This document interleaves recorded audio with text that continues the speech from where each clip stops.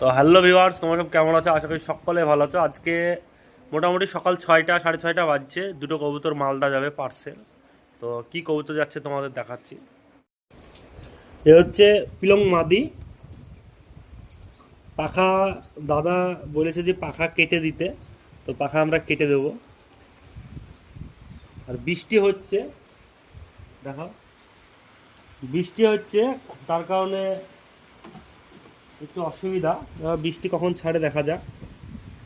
বৃষ্টি ছাড়লে কবুতর বাসে তুলে দেবো। দাদা বাড়ি থেকে বের হয়ে গেছে। এই গেল মাদি।